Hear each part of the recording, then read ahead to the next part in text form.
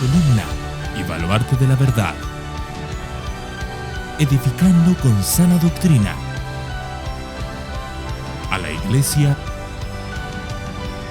de Cristo.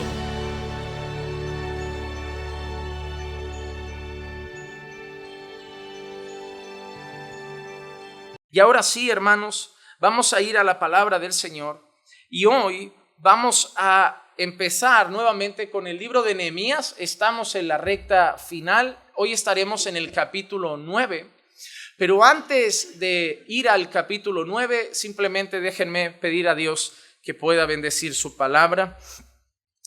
Padre, venimos ahora delante de tu palabra como quien se pone delante de un espejo, queriendo, Señor, que tu palabra hable a lo más profundo de nuestros corazones. Señor, que tu palabra, que es más cortante que una espada de dos filos, pueda penetrar dentro de nosotros. Y que nos ayudes no solamente a adquirir información en nuestra cabeza, sino también, Señor, a convencernos de ella por tu Santo Espíritu en nuestros corazones. Para que tu palabra hoy no solamente nos informe, sino que transforme nuestra vida. Para que podamos caminar, Señor, con los ojos en Cristo. Y para que podamos, Señor, dirigirnos cada día más y más en santidad. Así que, Padre, úsame para poder hablar hoy a tu iglesia, Señor.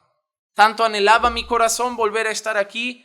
Tanto gozo había en mi corazón viendo, Señor, que estas semanas tu iglesia ha seguido firme y adelante, Señor, porque tú eres el buen pastor. Y tus hijos, Señor, que aquí congregan han sido fieles, Señor, han servido con diligencia y por eso también te doy gracias. Pero anhelaba poder estar delante de mi amada congregación de nuevo y por eso te pido, Señor, que me uses para alimentar sus vidas con tu palabra. Y te lo pido en el nombre de Jesús. Amén, amén, amén. Hermanos, antes de entrar en el tema de hoy, en Nehemías capítulo 9, me gustaría, por haber pasado estas 2 semanas, recordar un poco lo que habíamos visto en el capítulo anterior. El capítulo anterior de Nehemías, el capítulo 8, nosotros lo pudimos analizar y pudimos percibir lo que era la actitud del pueblo delante de la palabra del Señor. Las murallas se habían reconstruido, ya no había ningún hueco, estaba toda la superficie de la ciudad tapada y cubierta, protegida debidamente, y las puertas que habían sido quemadas se habían vuelto a levantar con buena madera. La obra de estructura de la ciudad se había terminado, pero ahora tocaba empezar a restaurar algo mucho más importante que lo de fuera, empezar a restaurar la relación con el Señor. Lo que había llevado al pueblo a la destrucción, lo que había llevado al pueblo al cautiverio, lo que había llevado al pueblo a la esclavitud, era la rebeldía contra la palabra del Señor, la desobediencia a los mandamientos de Dios que habían traído como consecuencia el castigo del Señor. La maldición del pueblo que estaban viviendo era consecuencia de su rebelión contra Dios, así como la nuestra cuando estábamos muertos en nuestros delitos y pecados. Toda nuestra maldición, nuestro estado de muerte, nuestra vida caminando hacia la condenación, así como este pueblo, era fruto de haber desobedecido día tras día al Señor. Ahora el pueblo había levantado la ciudad. Quizá económicamente se iban a estabilizar, las casas se estaban levantando, los comercios iban a empezar, pero el pueblo tenía que volver a restaurar lo fundamental, su caminar con Dios, su relación con Dios, como leyó John Jairo, con ese Dios santo, que no tolera el pecado, que no acepta la desobediencia, que condena la rebeldía, y tenían que ponerse a cuentas nuevamente con ese buen Dios. Y lo que habían hecho era poner la palabra de Dios en alto. Se habían empezado a establecer nuevamente fiestas importantes para el pueblo de Israel, fiestas que les recordaban el tiempo de sustento y provisión de Dios en el desierto tras el éxodo.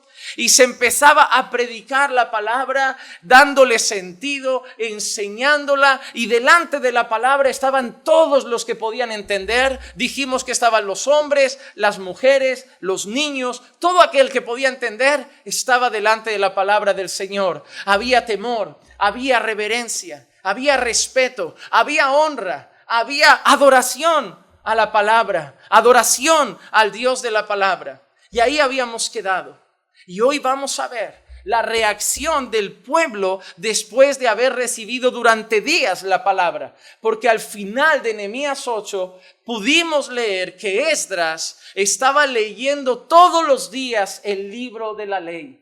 Y cuando el pueblo se ve sometido día tras día al libro de la ley, eso tuvo un efecto en el corazón del pueblo, así como lo tienen nosotros cuando todos los días somos sometidos a la palabra del Señor. Cuando somos sometidos todas las semanas a discursos motivacionales, podemos motivarnos. Si tú vas a una iglesia donde cada semana te dan discursos de motivación, tú sales queriendo comerte el mundo, sales feliz, sales gozoso, sales motivado, sales lleno de ánimo, sales lleno de vigor. Sí, en la carne, en tu corazón, pero nada de evangelio. Si tú vas a una iglesia donde solo te dan normas, pues sales siendo un hombre moralista, un hombre con muy buen comportamiento, un hombre que solo vive pensando tengo que hacer esto, tengo que hacer esto, tengo que hacer esto, tengo que hacer esto, y vivirás con una carga enorme en tu espalda que hará de ti una persona desesperada porque no cumplirás siempre los requisitos, o hará de ti un fariseo porque creerás que eres mejor que aquellos que no lo cumplen, pero tampoco habrá nada de evangelio. Pero si vamos a una iglesia donde semana tras semana se nos predica la palabra de Dios como está escrita, donde semana tras semana se predica el evangelio, la actitud va a ser adoración. Adoración. Y sí habrá obediencia, pero no como una carga, sino como un acto de adoración. Y sí habrá motivación, habrá gozo, pero no como un acto carnal, sino motivada por la adoración que rendimos a todo lo que hemos escuchado a través del evangelio y lo que Cristo ha hecho por nosotros. Y lo que vemos aquí era la reacción ahora en el capítulo 9 de un pueblo delante de la palabra de Dios a diario. Y yo he querido titular este mensaje 6 marcas de un verdadero arrepentimiento. Y a pesar de que vamos a analizar el arrepentimiento de este pueblo, yo quiero que también analicemos nuestras vidas. Porque una de las cosas que más me apenan en las iglesias de hoy es que yo me pregunto si realmente todos los que estamos aquí nos hemos arrepentido de nuestros pecados. Porque una cosa es tener remordimiento y otra cosa es habernos arrepentido. Porque podemos hasta llorar y no habernos arrepentido. Podemos hasta pedir perdón y no habernos arrepentido. Podemos hasta haber cambiado alguna actitud temporalmente y no habernos arrepentido. Podemos hasta tener conciencia de que está mal lo que hemos hecho y no habernos arrepentido. Algunos piden perdón por miedo a las consecuencias. Algunos vienen a la iglesia por miedo al infierno. Pero la verdadera pregunta que nos debemos hacer es si nos hemos arrepentido de nuestros pecados. Porque si no nos hemos arrepentido de nuestros pecados, no somos creyentes. Podemos creer en un Dios a nuestra manera. Si tú vas, como vi en México, eso en España no lo había visto, pero una misa por la tarde a rebosar de gente en la iglesia. Pero la pregunta es, ¿creyentes han nacido de nuevo o siguen una tradición católico-romana basada en costumbres y tradiciones? Porque por ahí estaba Guadalupe, por otro lado la Santa Muerte. Cada uno adoraba a un santo, para ellos todos creyentes, para ellos todos de camino al cielo. Pero realmente han nacido de nuevo.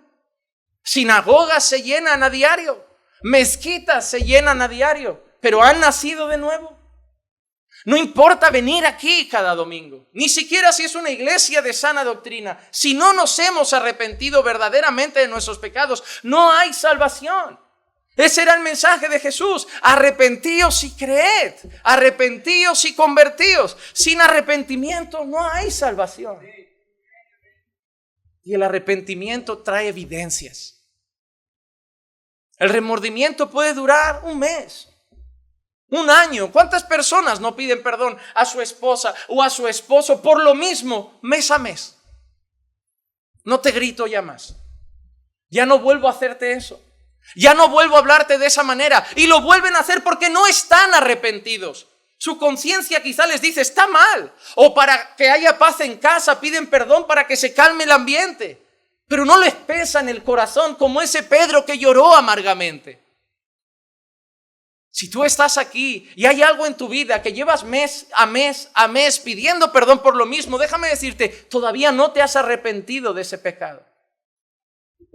Porque arrepentimiento no es cuando lloras, es cuando cambias.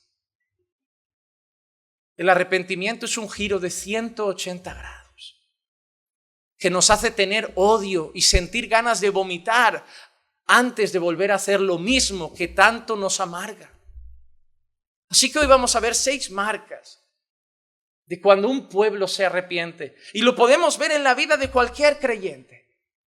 Si queremos saber si una persona que viene a la iglesia nueva se ha convertido, esas 6 cosas deben ser visibles en su vida. Y las vamos a ver en Nehemías 9. La primera es que el arrepentimiento trae quebranto. El versículo 1 de Nehemías 9 dice: el día 24 de este mes se congregaron los hijos de Israel en ayuno, vestidos de cilicio y con polvo sobre sí. Esa expresión para nosotros quizá carece un poco de sentido, porque a lo mejor es una práctica no tan propia para nuestro tiempo neotestamentario.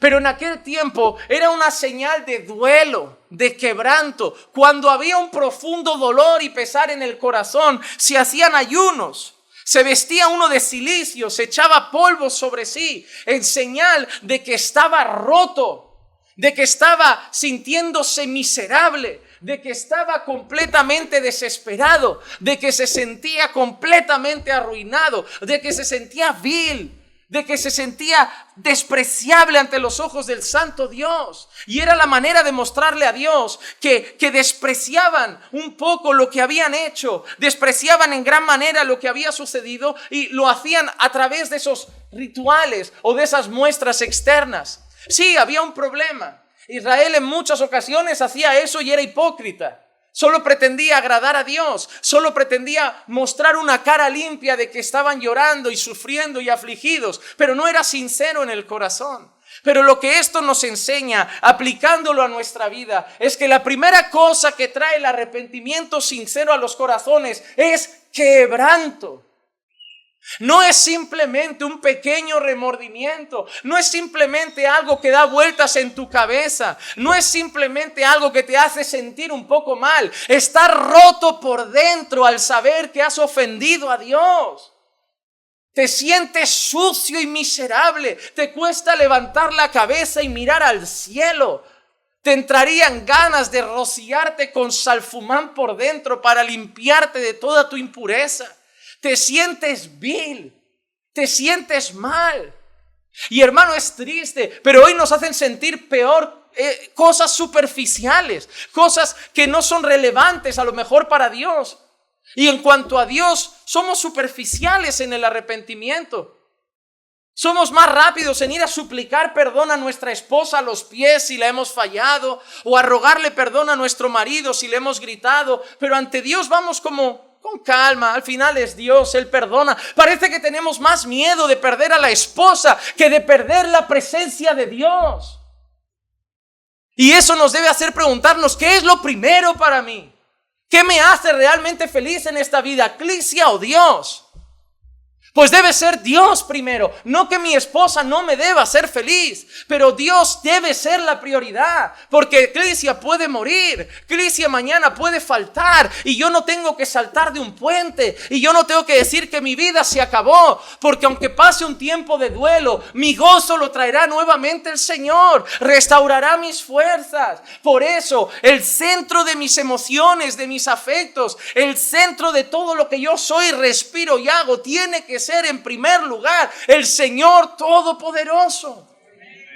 Y debe ofenderme si yo, miren, el caso más obvio, si yo adultero, lo primero que debo correr no es a los pies de Eclesia para que me perdone, es a los pies de Dios, porque he pecado primero contra el cielo y luego contra ella.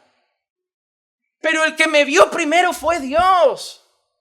Al que ofendí primero fue Dios, porque quizá ella lo supo luego, pero Dios ya vio mi corazón antes.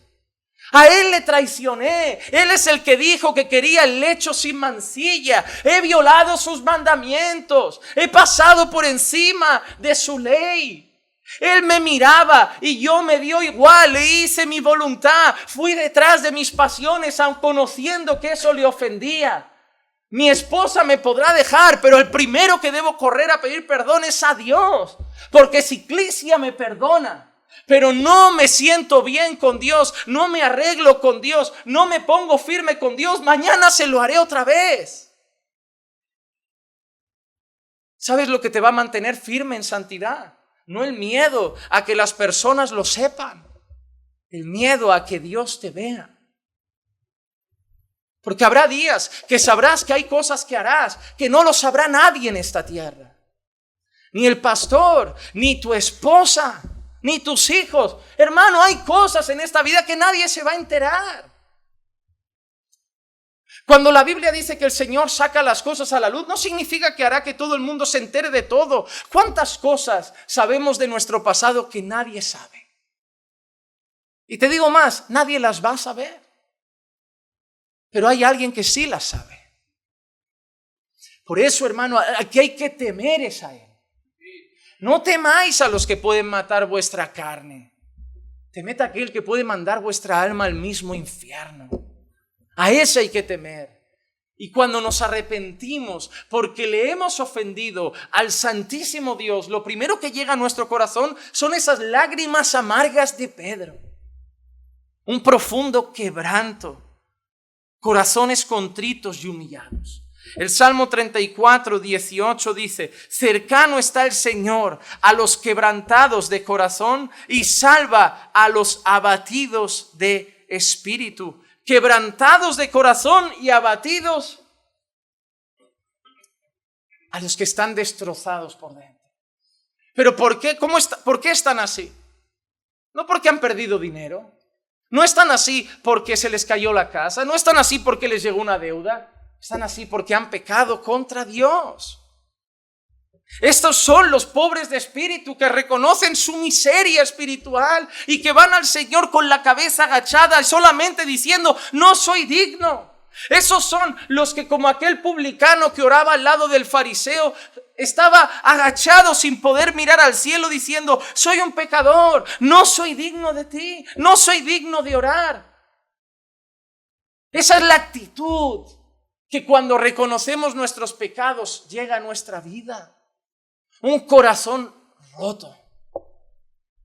Hermano, te pregunto, ¿tu corazón se ha roto por tus pecados?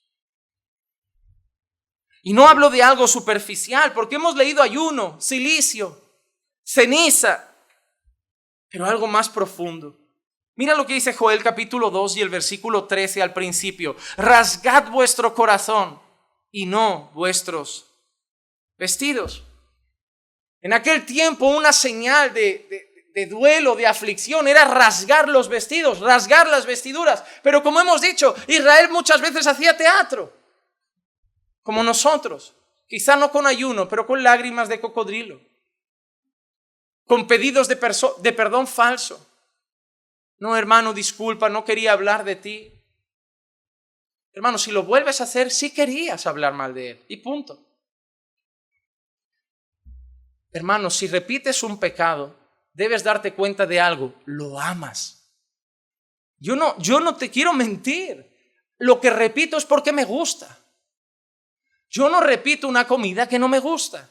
Yo no repito una película que no me gusta. Y yo no repito una acción que no me gusta.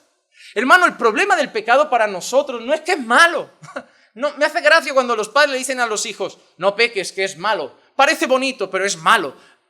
No, a tu hijo le va a encantar pecar, como a ti.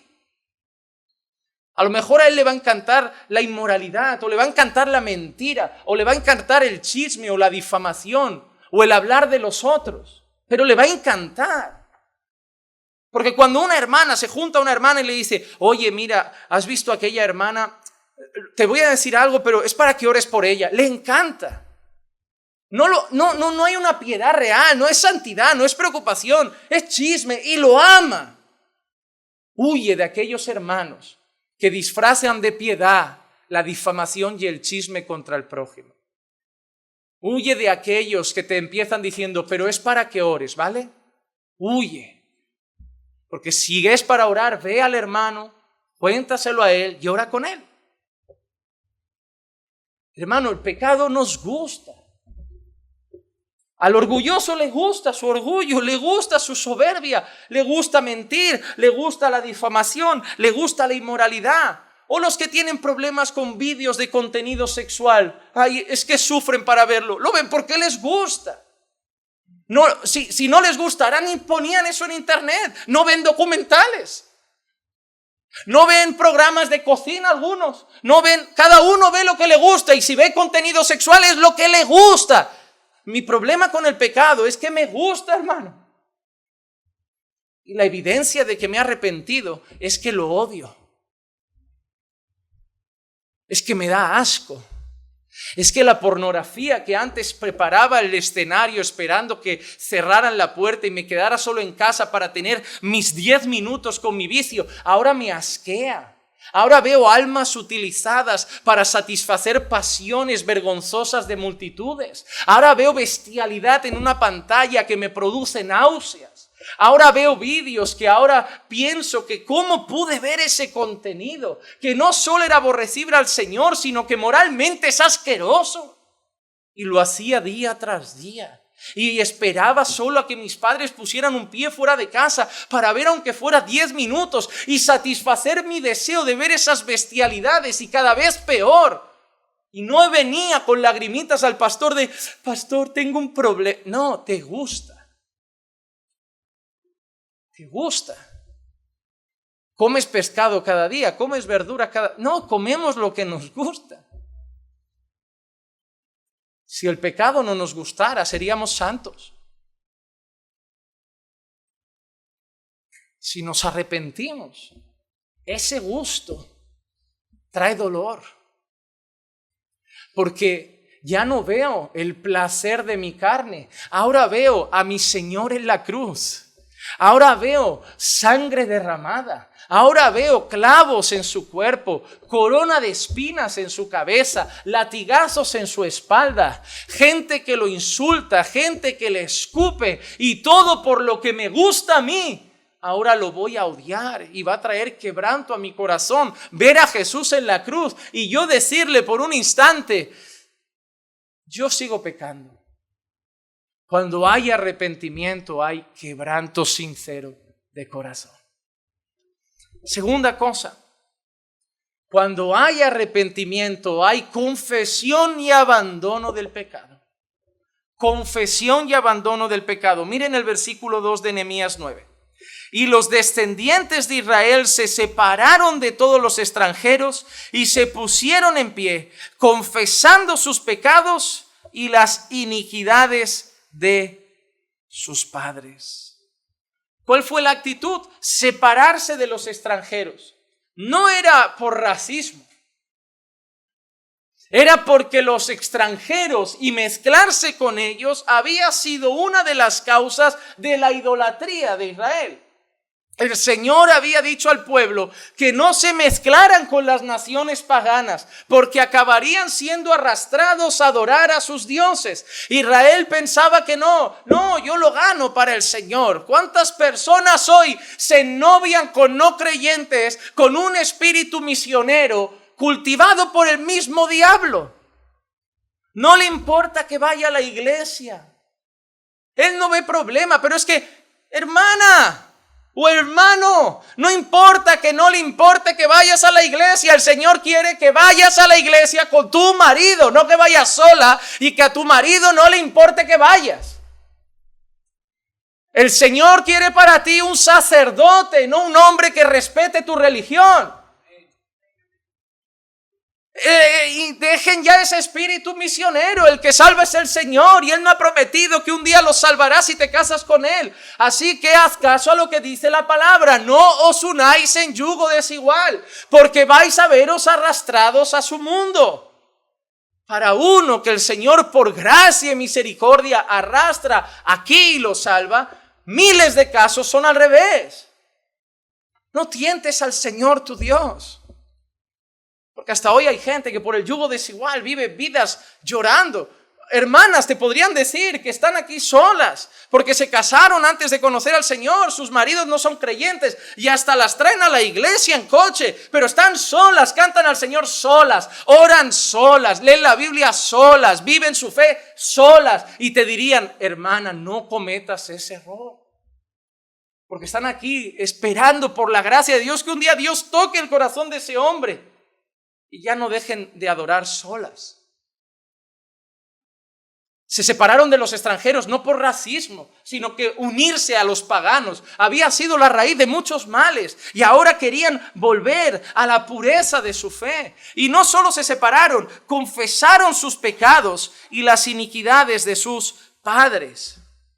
Hermano, cuando hay arrepentimiento tiene que haber confesión. Mira lo que dice el Salmo 32, versos 3 al 5.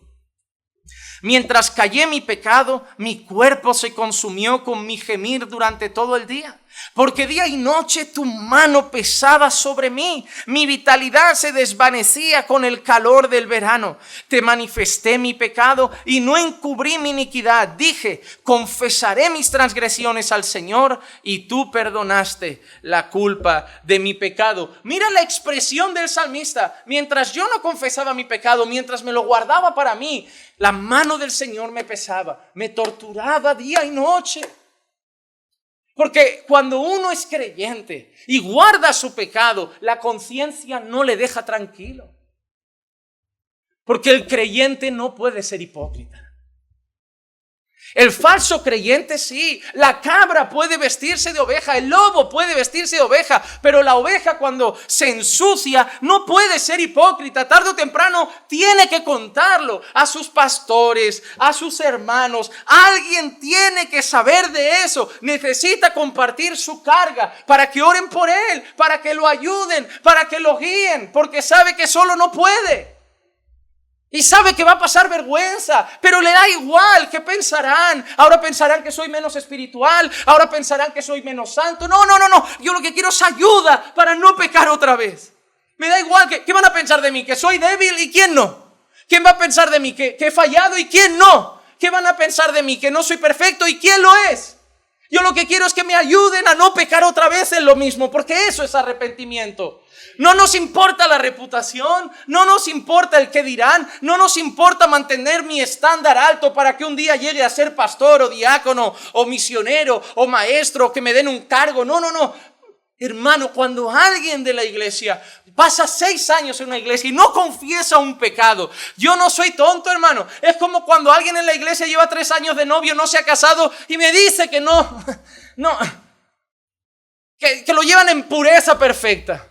Ángeles son. Hermano, somos de carne todos. Hermano, todos pecáis alguna vez.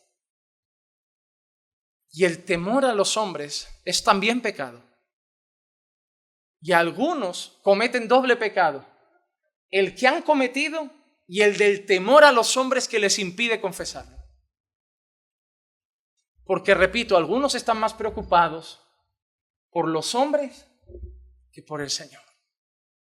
Y son capaces de fallar a Dios y decir, hoy me subo aquí como un gran hipócrita, yo sé que tú no te agradas, pero al menos esa gente me aplaudirá, dirá amén, qué palabras, qué oración, todo bien. Al final, ¿de quién queremos el aplauso? Hermano, ninguno de esta sala va a estar arriba para decirte buen siervo y fiel, es el Señor. Es el Señor. Y aquí podremos haber aplaudido todos a Paul Washer, a Sugel Michelén. Todos hablamos muy bien de ellos. Y Dios, como digo en mis oraciones, Dios, ojalá sea verdad todo lo que veo de ellos. Pero no lo sé porque no los conozco. No lo sé. Yo no sé cómo tratan a su esposa. Yo no sé qué ven en la tele. Yo no sé qué hacen en su tiempo libre. Yo sé que predican muy bien. Y yo sé que son grandes maestros. Y yo ojalá y en mis oraciones, Señor, que sea todo lo que veo lo que son.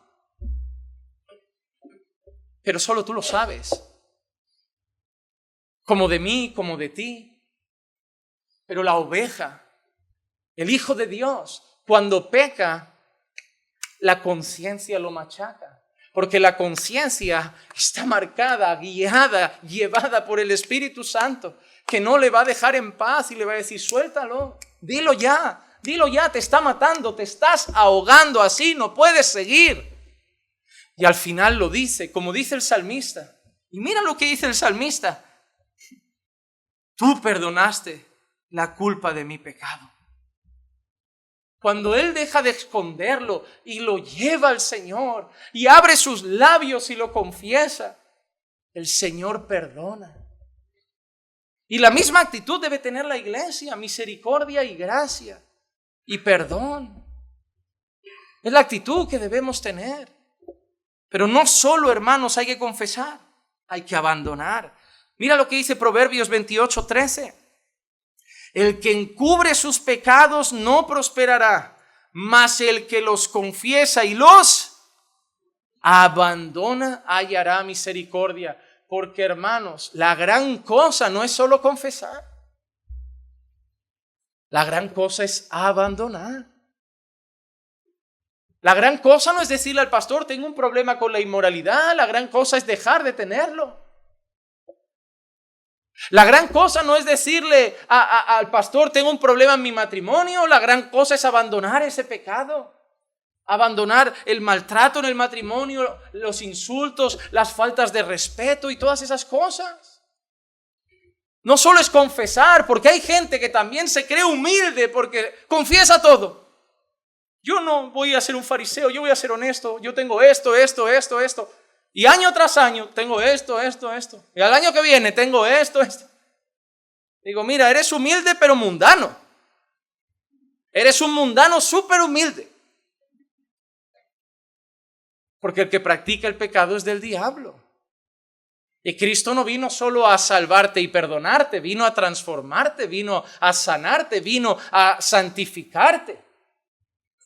Y no entra en mi teología, que quizá no soy un maestro, pero igual es básica, pero en mi teología básica es sencilla.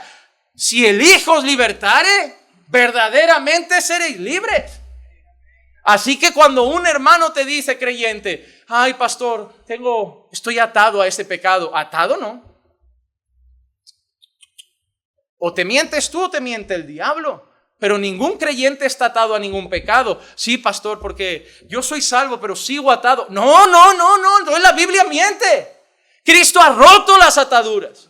Ya no vivo en la carne, ahora vivo en el Espíritu. Antes no podía decirle no al pecado, ahora sí, en Cristo hay poder para resistir el pecado por el poder del Espíritu que mora en nosotros. No en la carne, pero en el Espíritu. Nos ha dado herramientas, ayuno, oración, alabanza, palabra, comunión con la iglesia. Y eso fortalece nuestro espíritu para mirar la tentación, llegar a casa, poner el ordenador y decir, hoy vengo lleno de oración, de alabanza, de palabra. Hoy no.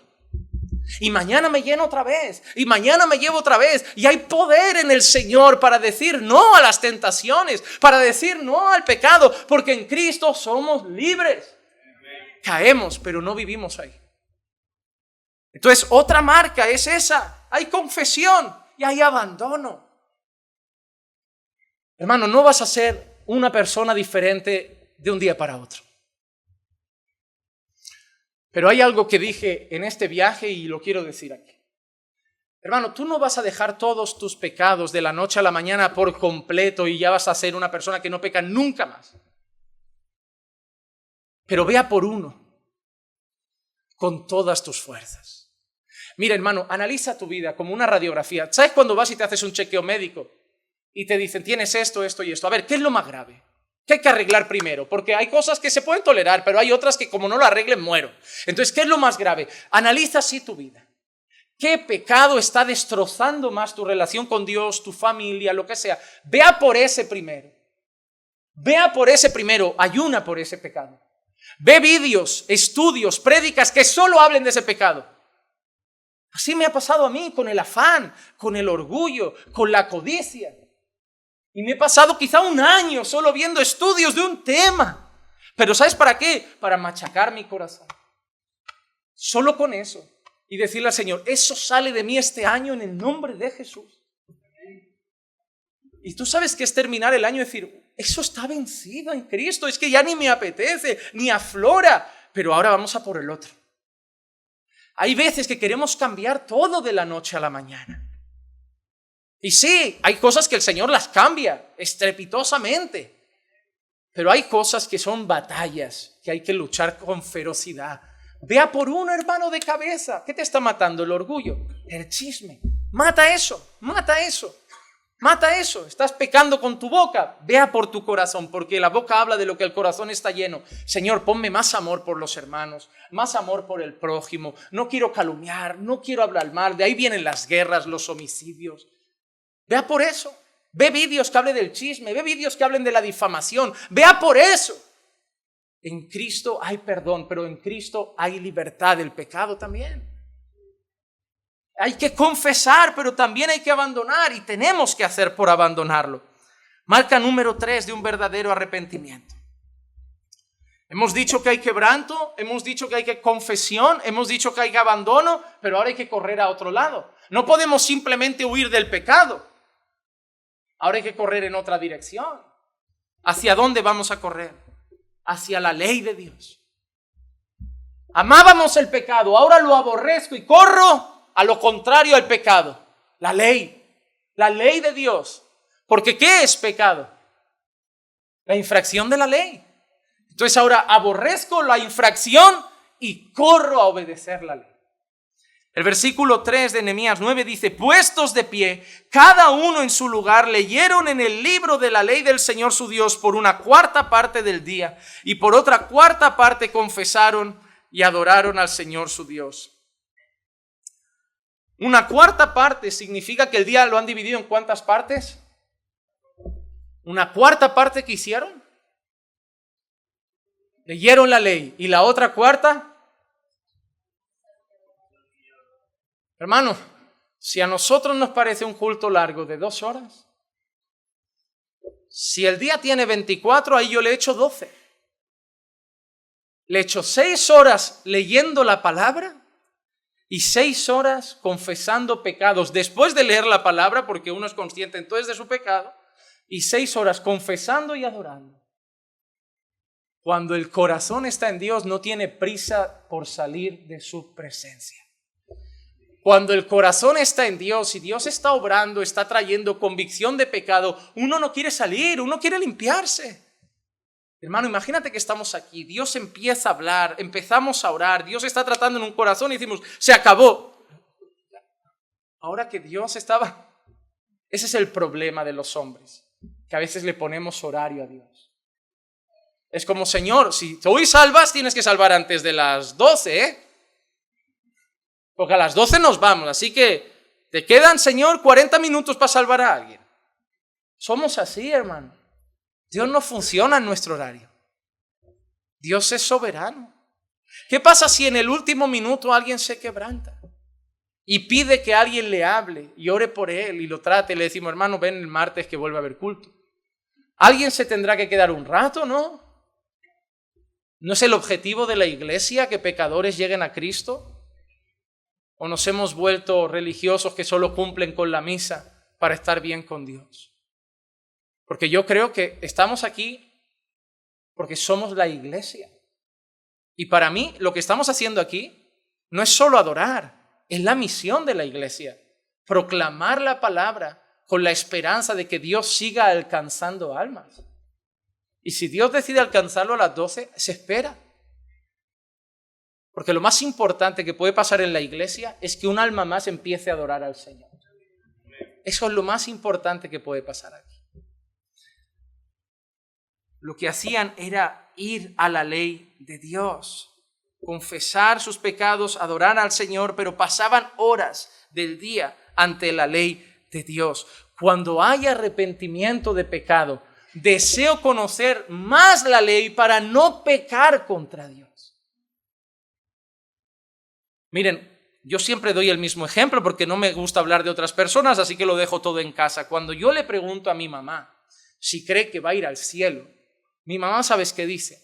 Que sí, porque es buena gente, porque no ha matado, dice, porque no ha robado y porque ha sido fiel a mi padre. O sea que quizá para mi madre, con que no seas un violador o Hitler, puedes ir al cielo.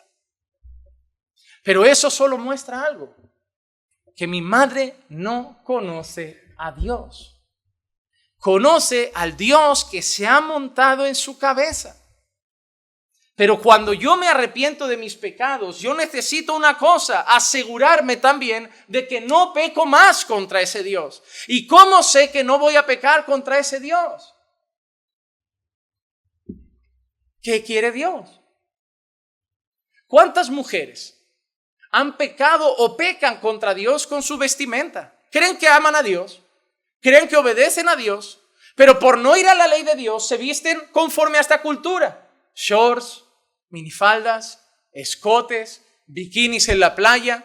Y creen que conocen a Dios, pero no lo conocen, porque Dios dice que la mujer se vista con pudor, con decoro, con modestia. Porque Dios habla del desnudo. Porque Dios habla de la pureza de nuestro cuerpo. Y si conocieran a Dios y realmente estuvieran preocupados de pecar contra Dios, irían a preguntar, ¿qué dice Dios de la ropa? Y no irían a Hilson para que les digan, Dios solo ve el corazón. Porque Dios no solo ve el corazón. Porque mira qué sucios son esos hijos del diablo. No solo Hilson, muchos más, que dicen, mira, cuando David llegó, Dios le dijo al profeta, yo no soy como los hombres que ven lo de fuera, yo veo el corazón. Y cogen ese verso, sacado de contexto, y le dicen a la gente, los hombres te juzgan por fuera, pero Dios solo ve tu corazón.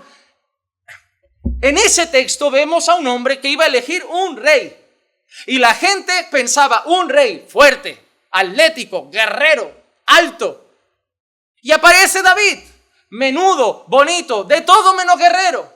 Y el Señor le dice, el rey que tú buscas, lo buscas por los criterios humanos. El rey que yo busco, lo busco por los criterios míos. Un hombre conforme a mi corazón. Y por eso veo a David. Ese verso no tiene nada que ver con la ropa. Ese verso no está diciendo que Dios solo quiera tu corazón, porque entonces Jesús no habría dicho, si tu ojo te es ocasión de pecar, arráncalo, porque mejor es entrar en el cielo con uno solo que irte al infierno con los dos. O Pablo no hablaría de la ropa. Pero sacar textos de contexto para confundir a la gente y pervertir su fe es obra del diablo y de sus lobos. Pero a tu carne le es más cómodo.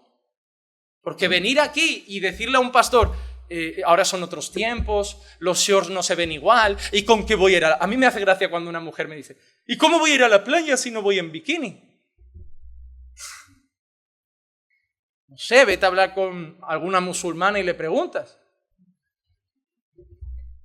Porque mira lo que grita la carne, cuando le dices, hay que vestirse con modestia, ¿sabes qué grita? Y ahora que me voy a vestir con burka, ¿no? O sea, yo te he dicho solamente que no parezcas una ramera, tampoco que te tapes con un saco de patatas. Ah, estás diciendo que esas mujeres parecen rameras. A los ojos de Dios sí. Pero en este mundo no las ven como rameras. Es que en este mundo se puede topless, hay nudismo. Claro que no las van a ver como rameras. Antes sí. Antes salía una muchacha, como se visten hoy las niñas del instituto, a las 12 y le pedían precio. Pero como ya se han vuelto todas sexualizadas, uno ya no sabe ni a quién pedir precio. Por eso hay un montón de hombres llevándose guantazos por la calle porque le están pidiendo precio a muchachas que no ejercen, pero se visten como las que sí. Así que no os adaptéis a este siglo, sino transformaos por medio de la renovación de vuestro entendimiento. No te vistas como dice Sara, vístete como dice Dios. Y Dios no te va a decir si falda o pantalón, pero Dios te va a dar principios, te va a dar valores y te vas a vestir para su gloria. Porque cuando te pongas delante del espejo no vas a preguntar qué trasero me hace, qué bonita se me ve, o los hombres, qué músculos, qué pectoral, qué espaldas, qué pegadilla. No, vas a preguntar qué pensará Dios. Porque comemos para Él, vestimos para Él, andamos para Él, predicamos para Él, cantamos para Él, oramos para Él, porque somos de Él, porque Él nos ha comprado. El mundo no ha dado nada por ti, Él ha pagado con la sangre de su Hijo. Él tiene derecho sobre todos nosotros, Él tiene derecho. Así que debemos correr a la ley. Y la ley que antes la veíamos como un peso, como una carga, no, la ley de Dios, solo normas, solo prohibiciones para hacernos infelices. Ahora, ¿cómo veremos la ley? Romanos 7:12. Así que la ley es santa y el mandamiento es santo, justo y bueno. Antes veíamos una carga y ahora vemos algo justo, santo y bueno. Porque cuando Dios nos quita la venda de los ojos, entendemos que sus mandamientos son perfectos. Perfectos. Así que cuando hay verdadero arrepentimiento, hay quebranto, hay confesión, hay abandono, corremos a la ley. Número 4, abrazamos la gracia de Dios. Porque Dios no nos quiere dejar solo así llorando y rotos. Dios quiere que también abracemos su gracia. Donde hay quebranto, donde hay confesión, donde hay abandono, hay perdón. Dios no quiere solo que nos quedemos rotos. No, el pastor me hizo sentir mal y ahora soy un miserable y me voy a casa diciendo soy un miserable. No, ahí no acaba el mensaje. Ahí no acaba el mensaje. Es como cuando evangelizamos y le decimos a la gente, como has pecado, al infierno. El mensaje no acaba ahí. Porque eso solo son las malas nuevas, todavía no has presentado las buenas. El mensaje es que hay una esperanza. Y cuando hay quebranto, hay abandono, hay confesión, hay gracia. Y es lo que ellos experimentaron. Nehemías capítulo 9, y ahora voy a leer un texto muy amplio del 4 al 31. Y sobre el estrado de los levitas se levantaron Jesúa, Bani, Cadmiel, Sebanías, Buni, Serebías, Bani y Kenani, y clamaron en alta voz al Señor su Dios. Entonces los levitas Jesúa, Cadmiel, Bani, Asabnías, Serebías, Odías, Sebanías y Petaías dijeron: levantaos, bendecid al Señor vuestro Dios por siempre y para siempre. Sea bendito tu glorioso nombre y exaltado sobre toda bendición y alabanza. Solo tú eres el Señor. Tú hiciste los cielos de los cielos con todo su ejército, la tierra y todo lo que hay en ella, los mares y todo lo que en ellos hay. Tú das vida a todos ellos y el ejército de los cielos se postra ante ti.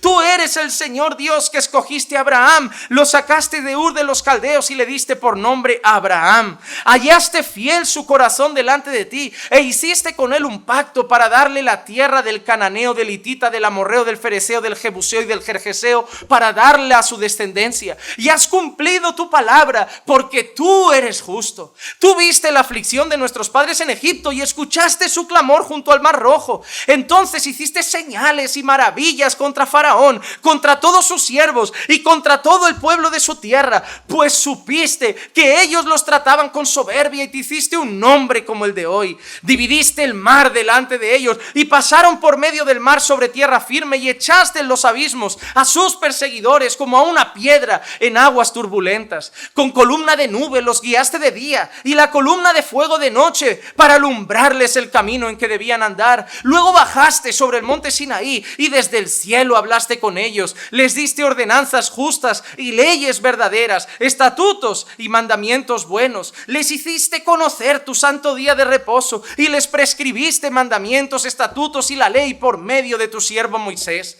Les proveíste pan del cielo para su hambre, les sacaste agua de la peña para su sed y les dijiste que entraran a poseer la tierra que tú habías jurado darles. Pero ellos, nuestros padres, obraron con soberbia, endurecieron su cerviz y no escucharon tus mandamientos. Rehusaron escuchar y no se acordaron de las maravillas que hiciste entre ellos. Endurecieron su cerviz y eligieron un jefe para volver a su esclavitud en Egipto. Pero tú eres un Dios de perdón, clemente y compasivo, lento para la ira y abundante en misericordia, y no los abandonaste, ni siquiera cuando hicieron un becerro de metal fundido y dijeron: este es tu Dios que te sacó de Egipto, y cometieron grandes blasfemias. Tú, en tu gran compasión, no los abandonaste en el desierto. La columna de nube no les dejó de día para guiarlos en el camino, ni la columna de fuego de noche para alumbrarles el camino que debían andar. Y diste tu buen espíritu para instruirle. No retiraste tu maná de su boca y les diste agua por su sed. Por 40 años proveíste para ellos en el desierto y nada les faltó. Sus vestidos no se gastaron ni se hincharon sus pies. También les diste reinos y pueblos y se los repartiste con sus límites. Y tomaron posesión de la tierra de Sehón, rey de Hesbón, y la tierra de Og, rey de Basán. Y multiplicaste sus hijos como las estrellas del cielo y los llevaste a la tierra que le habías dicho a sus padres que entraran a poseerla. Y entraron los hijos, poseyeron la tierra, y tú sometiste delante de ellos a los habitantes de la tierra, a los cananeos, y los entregaste en su mano, con sus reyes y los pueblos de la tierra, para hacer con ellos como quisieran. Y capturaron ciudades fortificadas y una tierra fértil. Tomaron posesión de casas llenas de toda cosa buena, cisternas excavadas, viñas y olivares, árboles frutales en abundancia. Comieron, se saciaron, engordaron, se deleitaron en tu bondad. Pero fueron desobedientes y se rebelaron contra ti. Echaron tu ley a sus espaldas. Mataron a tus profetas que los amonestaban para que se volvieran a ti, y cometieron grandes blasfemias. Entonces los entregaste en manos de sus enemigos, que los oprimieron, pero en el tiempo de su angustia clamaron a ti, y tú escuchaste desde el cielo, y conforme a tu gran compasión les diste libertadores, que los libraron de mano de sus opresores. Pero cuando tenían descanso, volvían a hacer lo malo delante de ti. Por eso tú los abandonabas en la mano de sus enemigos para que los dominaran. Y cuando clamaban de nuevo a ti, tú oías del cielo y muchas veces los rescataste conforme a tu compasión. Los amonestaste para que volvieran a tu ley, pero ellos obraron con soberbia y no escucharon tus mandamientos, sino que pecaron contra tus ordenanzas, las cuales, si el hombre las cumple, por ellas vivirá. Y dieron la espalda en rebeldía, endurecieron su cerviz y no escucharon. Sin embargo, tú los soportaste por muchos años y los amonestaste con tu espíritu por medio de tus profetas, pero no prestaron oído. Entonces los entregaste en manos de los pueblos de esas tierras, pero en tu gran compasión no los exterminaste ni los abandonaste, porque tú eres un Dios clemente y compasivo. Ha sido una metralleta de versículos, perdón. ¿Y cuánto nos hemos parecido a ellos? ¿Y cuánto, conociendo su ley, en algún momento le volvimos a dar la espalda y volvió a ser clemente y compasivo? Tenemos un Dios que es fuego consumidor.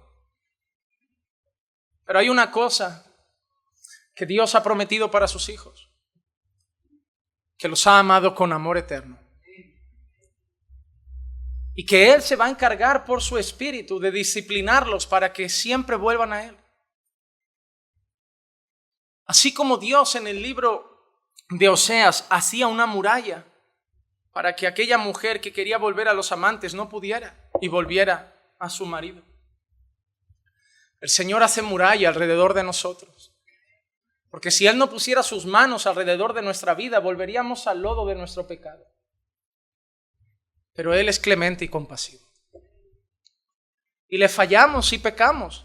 Y nos sentimos miserables y nos arrepentimos y confesamos nuestros pecados y miramos su ley y nos hace entender que hemos fallado. Pero Él es clemente y compasivo. Y si fuera por nuestras obras, mereceríamos el infierno cada día. Pero Él es clemente y compasivo. Y sí, hermano, el pecado te debe doler, te debe abrumar, te debe destrozar el corazón y debe humillarte y debe hacerte confesarlo y correr a Él roto por dentro. No con las ropas rasgadas, pero sí el corazón rasgado. Y confesar tus pecados y correr para abandonarlos, pero mirarlo a Él y recordar que no te está apuntando con un dedo lleno de fuego, sino que te está mostrando los brazos de su Hijo en la cruz y recordándote que Él te ha redimido de todos tus pecados. Hermanos, si tú has venido hoy aquí y has pecado contra tu Dios, yo quiero que te sientas mal por un instante. Yo quiero que te sientas miserable por lo que has hecho, porque Él ha dado todo. Él es clemente y compasivo. Te sacó del pecado, te libertó, te dio a su Hijo, te perdonó, te lavó, te salvó, te redimió, te enseñó su ley y aún así has pecado contra Él. Te debes sentir mal, pero al mismo tiempo mira al cielo. Hay abogado fiel a la diestra del Padre. Pide perdón y hay perdón para un pecador que se arrepiente. Porque Él es clemente y compasivo. Llora por tu pecado, pero abraza su misericordia. Vete a casa, no con el sentimiento de culpa, déjalo aquí hoy a sus pies. Vete arrepentido. Vete habiendo dejado aquí la miseria, aquí el corazón roto, aquí los pecados confesados, aquí el deseo de abandonarlo, pero abraza su gracia y vete a casa perdonado. Vete a casa con esperanza. Porque si te vas solo con la sensación de culpa, no vas a tener fuerzas para enfrentar el pecado. Pero si te vas con la sensación de perdón, verás en su amor el deseo de poder vivir para su gloria nuevamente. El Señor no quiere que te vayas solo diciendo, soy un miserable, no valgo para nada y voy a hacer lo mismo esta semana. Quiere que te vayas perdonado y sabiendo que por su Espíritu esta semana puedes vencer lo que hoy no venciste. Pero hoy tienes que dejar aquí tu pecado. Debemos reconocer su gracia. El Salmo 103, verso 10 dice, no nos ha tratado según nuestros pecados, ni nos ha pagado conforme a nuestras iniquidades. Hermano, cada día recuerdo eso, que el Señor no me ha tratado conforme a mis iniquidades. Él ha tratado a Jesús conforme a mis iniquidades. Él ha tratado a Jesús conforme a mis pecados y conforme a los tuyos. Porque Él trató en aquella cruz a su Hijo como debía tratarnos a nosotros, para que hoy nos trate a nosotros como debía haber tratado a su Hijo. Hermano, ¿eso no te lleva a querer servirle más? Adorarle más, cantarle más. ¿Sabes? Hay un montón de iglesias que te dicen, tienes que hacer esto y esto y esto por el Señor. ¿Sabes por qué aquí cada semana no estamos diciendo, tenéis que salir más a evangelizar, hay poca gente? Porque si sales porque la iglesia te manda, en 2 semanas dejas el grupo. Todo lo que hagas porque el pastor te dice, debes hacer, en 2 semanas lo dejas. Pero todo lo que nace de un corazón que quiera adorar y que lo hace porque ha entendido la gracia recibida, no lo deja.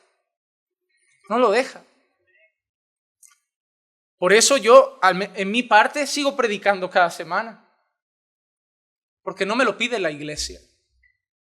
Porque lo hago por lo que Él ha hecho por mí. Y yo quiero hacer mi parte por su obra. Porque yo he entendido que no me ha pagado conforme a mis iniquidades. Mira, hermano, yo no merecería estar en este púlpito. Pero ni siquiera merecería estar en esta sala. Yo hoy debería estar, si fuera el Juanma de antes, despertándome quizá ahora, con la boca pastosa, dolor de cabeza, poca memoria del día anterior, habiendo derrochado unos cientos de euros en vicios y placeres diversos, en una noche de desenfreno, y mañana me iría a trabajar hasta el viernes y volvería a mis 3 días de vicio consecutivos, así hasta que aguantara la salud, o me atropellara un coche, o me apuñalaran una noche porque era bien bocazas y chulo, o me mataran, o me tirara de algún sitio porque justo a eso también venían días de depresión. Yo no merecía estar en esta sala. Y yo no merecía estar vivo. Y yo no merecía estar casado. Y yo no merecía...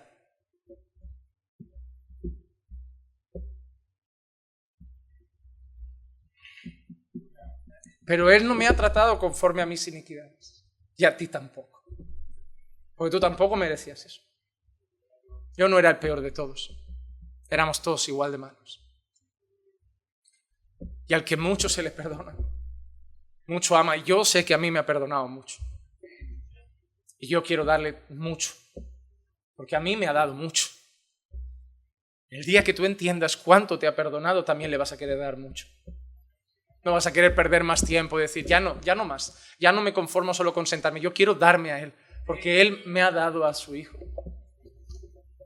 Hermanos, su gracia es suficiente para nosotros. 2 Corintios 12:9. Y Él me ha dicho, te basta mi gracia, pues mi poder se perfecciona en la debilidad. Por tanto, muy gustosamente me gloriaré más bien en mis debilidades, porque para que el poder de Cristo more en mí. Hermano, su gracia es suficiente para nosotros. No necesitamos coches, casas, dinero. No necesitamos muestras de amor. Si estás ahí, Señor, sáname. Si eres de verdad Dios, cura a mi madre. Si de verdad me amas, responde esta... No, me has salvado. Me iba al infierno y me has dado vida eterna. No tengo derecho a pedirte nada más. Todo lo que venga es un regalo. Y si no viene, tu gracia me basta. Tu gracia me basta. Número 5, hermanos, ya estoy concluyendo. El verdadero arrepentimiento no solo abraza la gracia, sino que reconoce la justicia de Dios. Vamos a leer Nehemías 9 del 32 al 37.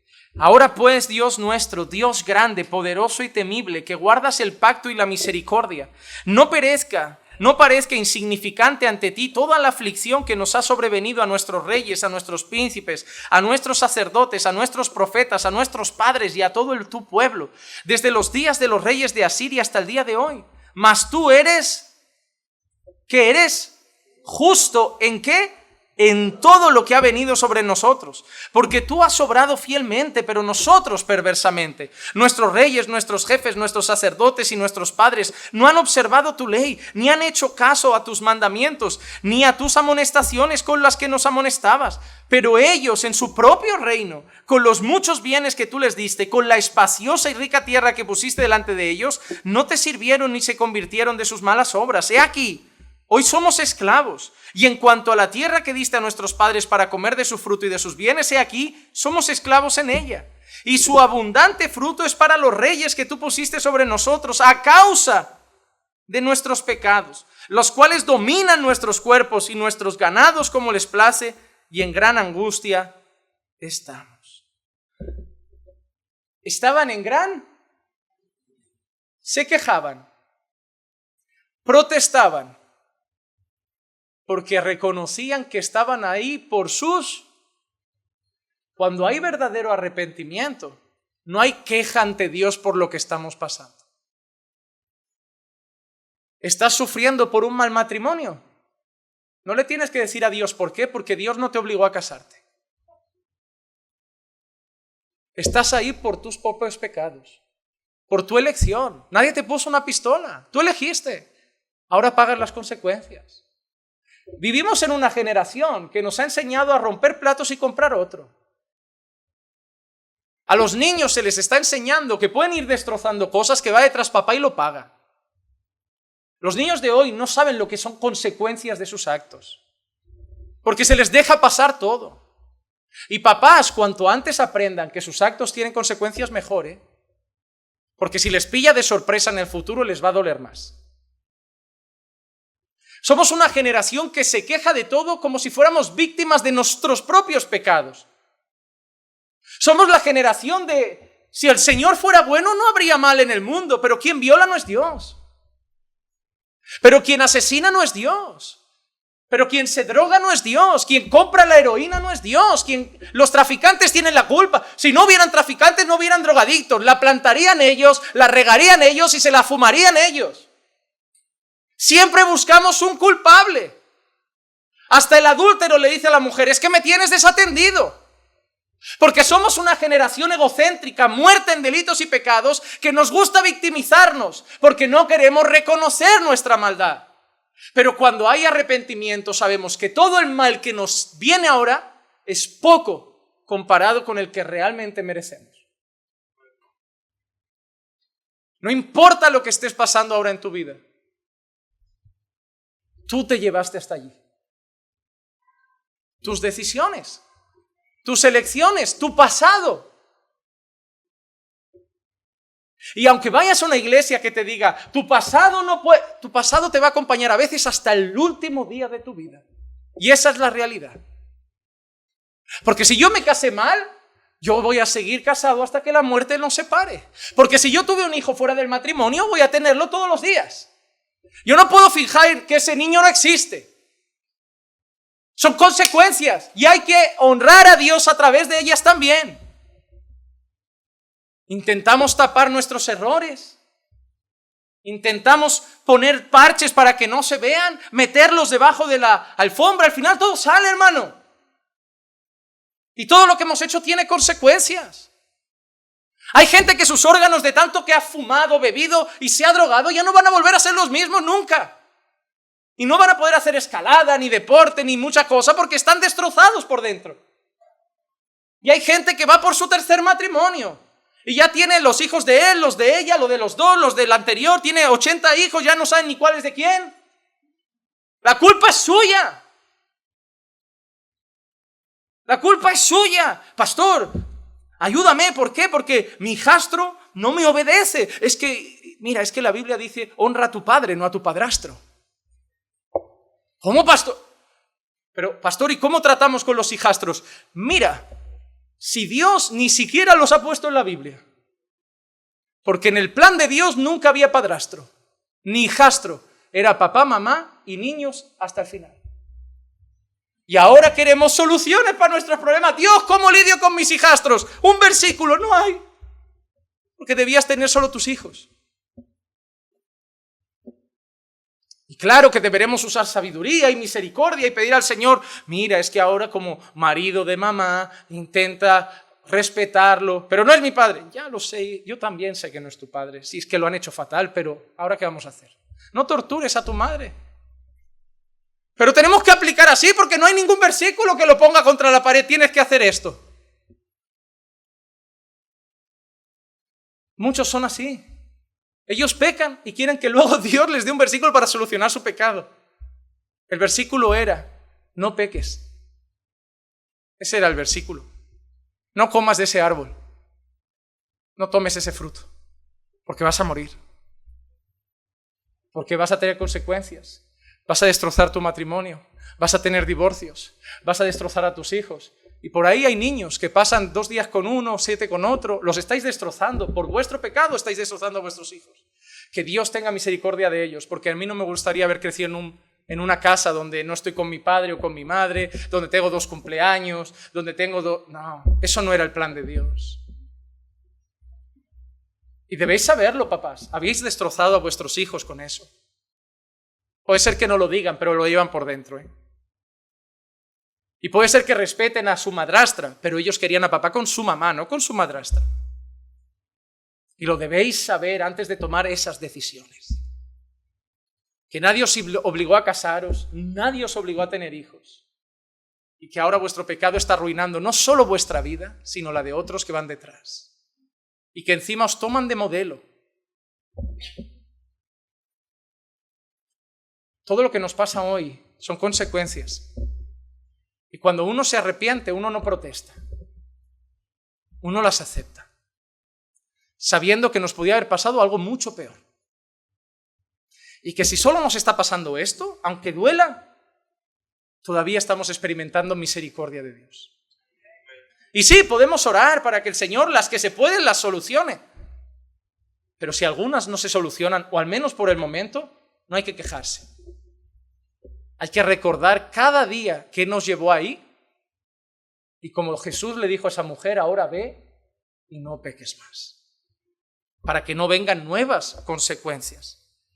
El Señor es recto y justo. Deuteronomio 32:4 dice, la roca, su obra es perfecta, porque todos sus caminos son justos. Dios de fidelidad y sin injusticia. Justo y recto es Él. Y si Él es recto y justo, ¿cómo es su juicio? El Salmo 9, versos 7 y 8, pero el Señor permanece para siempre, ha establecido su trono para juicio y juzgará al mundo con justicia. Con equidad ejecutará juicio sobre los pueblos. Hermano, el juicio de Dios va a llegar y va a ser justo. Ahora solo nos meten miedo que si nos van a cortar el gas, que si vaya invierno nos va a esperar, que si parecía duro el verano, la miseria del invierno va a ser terrible.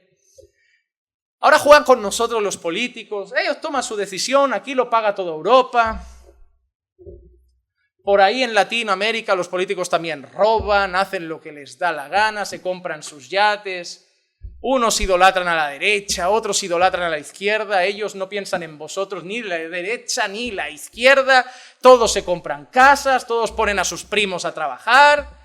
Mientras tú pensando que uno será el Mesías, nos sacará de la pobreza, parece que tu esperanza está en que te saquen de la pobreza en vez del infierno, pero bueno, la realidad es que no vamos a poder pararlo.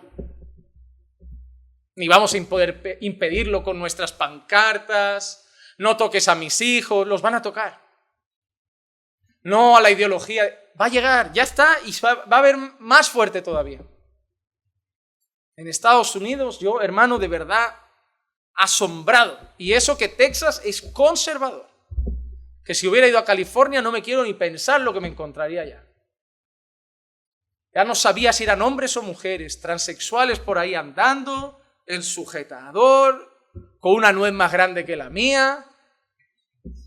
Asustador, hermano. A mí no me hacía gracia, a mí me daba pena el mundo en el que estaba caminando. A vosotros os pueden hacer gracia esas cosas. Cuando tu hijo sea el que se ponga la peluca, ya verás cómo te vas a reír. Ya verás qué gracia te va a hacer cuando sea tu hijo el que llegue con tacones. Eso nos debe llevar a llorar, no a reír, a llorar. Ver eso nos debe romper el llanto por el mundo que se está formando a nuestro alrededor. Pero yo te digo una cosa, entre esos todavía hay escogidos del Señor. Yo no los veo ya ardiendo, todavía andan, todavía pueden escuchar el Evangelio. Solo que ellos se disfrazan de mujer, yo me disfrazaba de borracho. Cada uno tenía su disfraz. Pero hermano, hay una cosa, que no importa lo que hagan los hombres, las ideologías, las filosofías. Yo tampoco digo que hay que rendirse, hay que alzar la voz, hay que luchar, somos la sal de la tierra. Pero los tiempos van en una dirección, pero hay un juicio al final. Y de ahí no escapa ni Putin, ni el rey de Inglaterra nuevo, ni Biden, ni nadie. Y el juicio será justo. Y finalmente, número 6, y ya concluyo. El verdadero arrepentimiento al final nos lleva solo en una dirección. Nos reconduce a Dios. El versículo 38 de Nehemías 9 termina diciendo: a causa de todo esto, nosotros hacemos un pacto fiel por escrito, y en el documento sellado están los nombres de nuestros jefes, nuestros levitas y nuestros sacerdotes. ¿Qué hicieron al final? Para ellos eso, un pacto por escrito. Yo no soy de estos que ahora saca tu papel, vamos a firmar un pacto, lo pondremos en una caja, no vamos a jugar a iglesia mística. Pero ellos es lo que estaban diciéndole al Señor: desde hoy, Señor, desde esta fecha, desde ahora, hacemos un pacto de que vamos a ser fieles. Porque era tiempo de regresar al Señor. Lamentaciones 3:40, examinemos nuestros caminos y escudriñémoslos y volvamos al Señor. Ellos lo habían hecho, habían examinado sus caminos, habían escudriñado sus corazones y habían determinado que era tiempo de una cosa: de volver al Señor. De volver al Señor. Hermano, cuando hay verdadero arrepentimiento, hay quebranto, hay confesión, hay abandono. También se abraza la gracia, se reconoce la justicia y finalmente se corre a Dios. Se corre hacia Dios. Se reconoce que es tiempo de ir a Dios. Y yo quiero terminar con 2 direcciones este mensaje. Número 1, hay creyentes que, como ese pueblo, llevan tiempo sin correr hacia Dios. Llevan tiempo que el entretenimiento, Netflix, el trabajo en exceso, 1000 cosas, los tiene tan distraídos que su oración ni aparece, la Biblia ni la leen, la única relación con Dios que tienen es cuando van al culto. Y para esos creyentes que son hijos de Dios y que eso solo está fortaleciendo su carne y tarde o temprano los llevará a pecar si no lo ha hecho ya, para esos creyentes hoy os digo: examinaos y volved al Señor. Pero también quiero decir algo: si hay alguien hoy en esta sala que dice: yo reconozco que he pecado, reconozco que he vivido de espaldas a Dios, y yo no soy creyente, pero yo quiero correr al Señor. Tengo un problema, y es que tú no puedes llegar a Dios por tu cuenta. Pero por eso Dios entregó a su Hijo. En Romanos 5, el versículo 1 y 2 dice: por tanto, habiendo sido justificados por la fe, tenemos paz para con Dios por medio de nuestro Señor Jesucristo, por medio de quien también hemos obtenido entrada por la fe a esta gracia en la cual estamos firmes y nos gloriamos en la esperanza de la gloria de Dios. Solo hay una forma, si tú no eres creyente, de hoy llegar a Dios, de hoy abrazar su gracia, de hoy recibir su perdón. Solo hay una forma, y es a través de Jesús. Es creyendo la obra de Cristo, creyendo su vida perfecta, su muerte en la cruz, su sepultura, su resurrección y su ascensión. Poniendo tu fe en sus méritos, poniendo tu fe en su justicia, poniendo tu fe en que Él sí lo hizo bien y pudo satisfacer la justicia de Dios. Y si hoy crees en Él, lo reconoces como Señor y Salvador, hay gracia también para ti. Y si fui prostituta hasta ayer, hay gracia para ti. Y si fui uno de los transexuales hasta ayer, hay gracia para ti. Y si fui un sicario, hay gracia para ti. Si fui un violador, hay gracia para ti. Si te arrepientes verdaderamente y pones tu fe en Jesús, la puerta hacia el Padre está abierta, porque Cristo es la puerta. A los creyentes, si estáis mal, volved a Dios. A los no creyentes, corred a Cristo y Él os llevará al Padre. No hay otra esperanza para todos nosotros, solo Cristo es la solución. Alejados de Él, nada podemos hacer. Vamos a orar y que Dios traiga su palabra al corazón. Padre, te damos gracias por tu bendita palabra que un día más nos lleva a poder contemplar y ver, Señor, las evidencias de un verdadero arrepentimiento.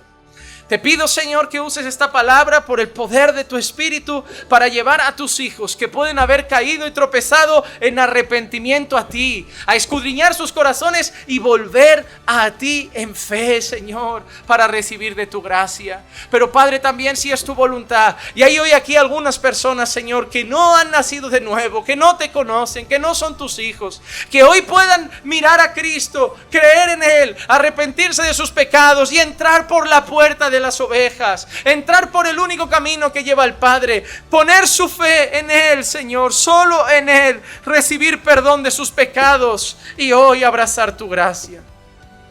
Señor, sé que tu palabra no vuelve vacía, así que Padre, haz lo que debes hacer a través de ella en la vida de cada uno de los que están aquí, te lo pido en el nombre de Jesús. Amén, amén y amén.